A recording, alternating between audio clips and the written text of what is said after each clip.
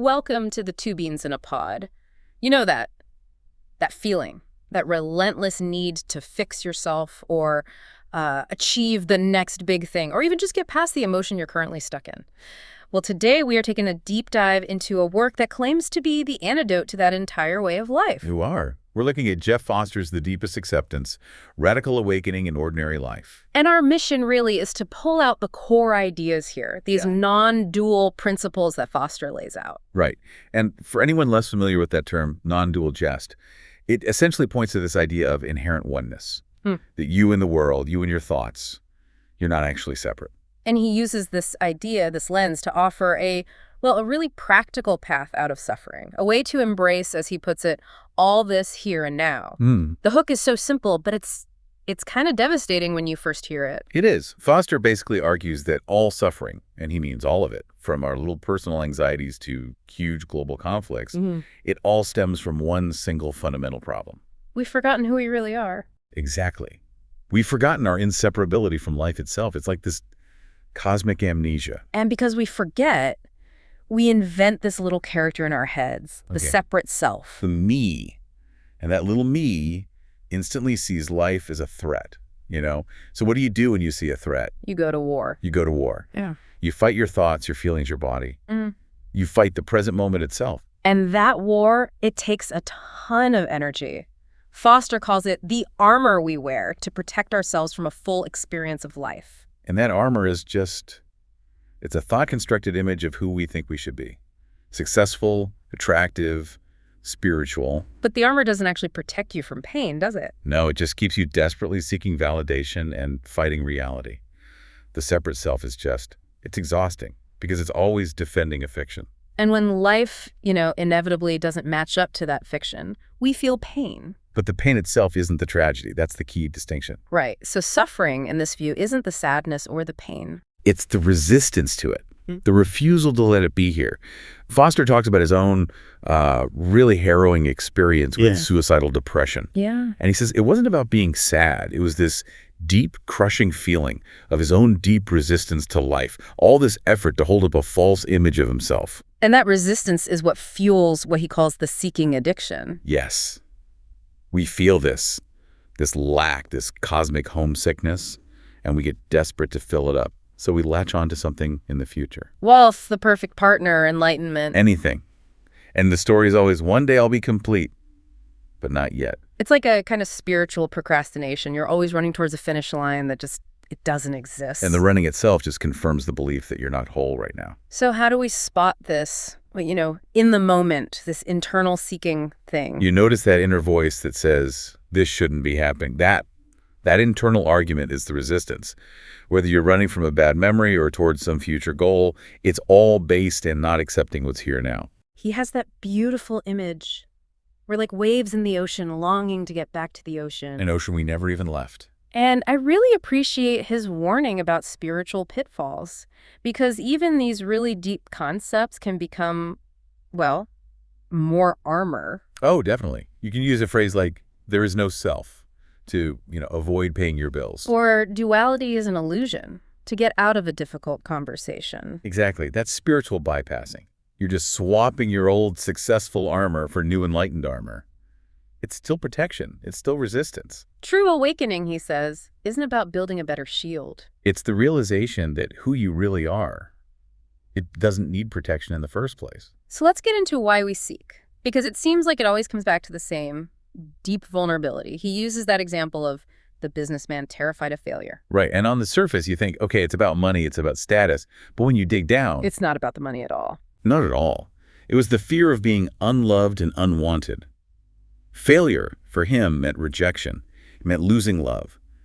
And that feeling, for most of us, traces right back to childhood. That's so universal. Foster says if you really drill down through almost any of our big fears, failure, illness, getting old, feeling ugly, you almost always hit the same bedrock fear. If this happens, I will be unloved. The separate self is terrified of losing its conditional source of love. And that leads us right to the antidote, deep acceptance. But the crucial thing to get here is that this acceptance isn't something you do. It's not a self-help exercise. No, it's not like, okay, I must now accept my pain. Yeah. That's just the ego trying to control things again. Deep acceptance isn't an action. It's It's a present reality. Yeah. It's who you already are. And this is where that ocean and wave analogy really lands. It's perfect. Our true nature is the vast, open ocean of consciousness. And every experience, every thought, every feeling, every doubt is just a wave rising and falling in that ocean. So if a wave of anxiety is appearing right now, The ocean of you has already said yes to it. It has already allowed it to be there, even if your mind is screaming that it's unacceptable. The simple fact that it exists means it's already accepted by reality. so suffering is just. It's a case of mistaken identity. Totally. We forget we're the ocean, the vast holding space, and we shrink down and identify with the wave. I am this fear. I am this pain. We become the victim of the wave instead of the space for it. Exactly. The invitation is to shift your identity. Stop telling the story of the wave, I'm a sad person, and remember yourself as the boundless capacity that is simply holding the sadness. You give it space. You give it breathing room. Okay, but I think a lot of people hearing this will have a really important question. It sounds beautiful, but doesn't this just lead to apathy? If I accept everything, including, my bad habits or my inertia, where does change come from? That is the crucial question, and Foster is very clear. Acceptance is not resignation. It isn't spiritual fatalism. No, it's not about saying, well, I guess I'll just sit on the couch forever.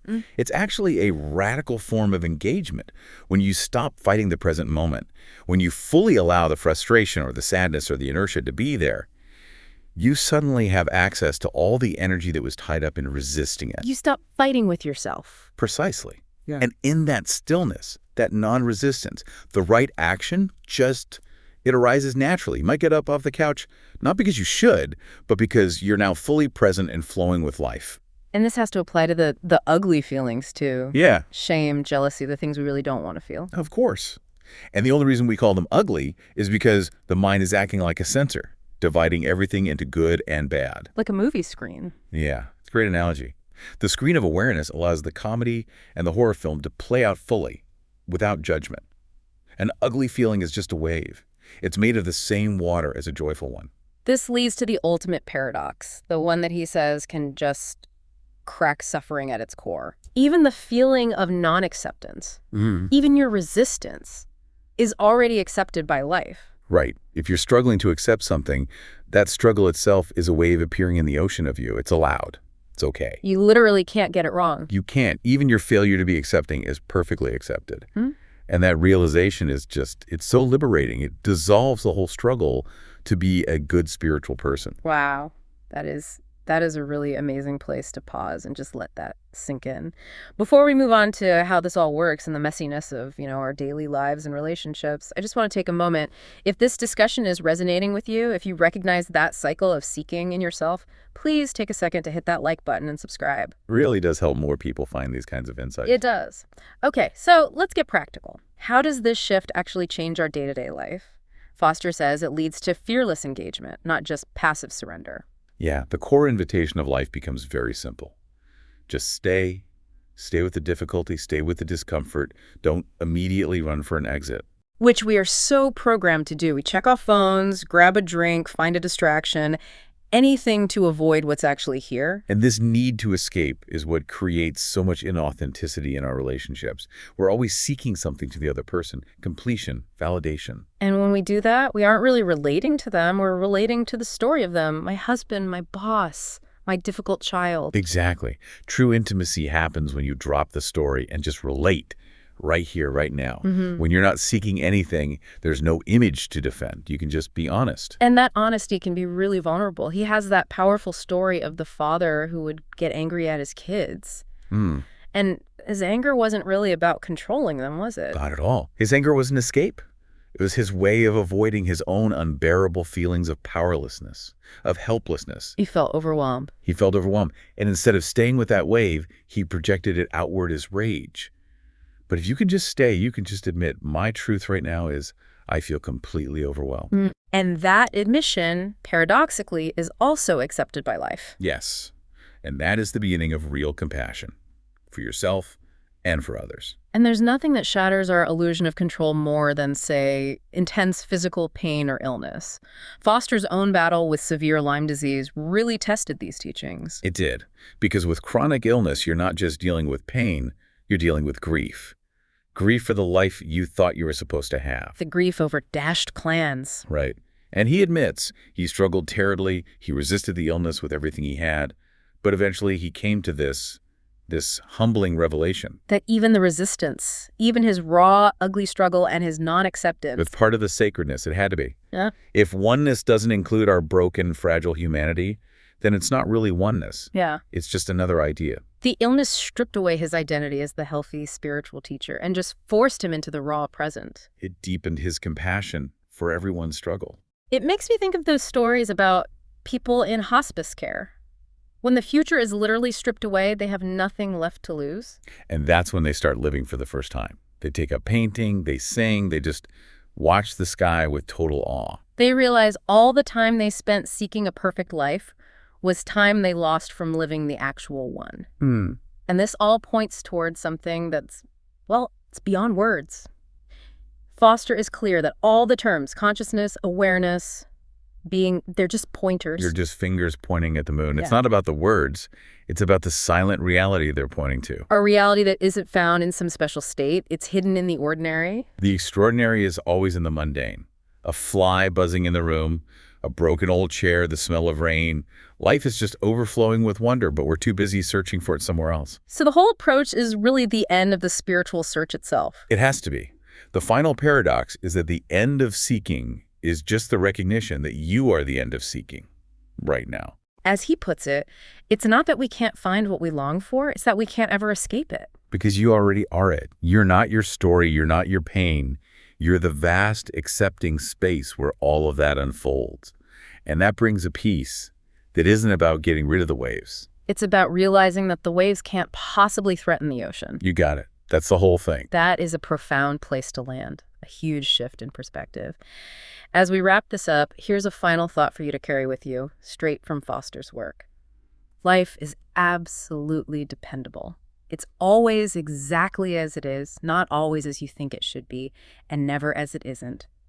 Can you trust this moment, even in its devastating perfection? A powerful invitation. Thank you for this deep dive today. We really hope you gained immense value from this exploration of Jeff Foster's work. If this message resonated, please take a moment to hit the like button, subscribe, and maybe share this with someone who needs to hear it. Thank you for listening to Two Beans in a Pod. If you're interested in the book, The Deepest Acceptance, please order it from the link below.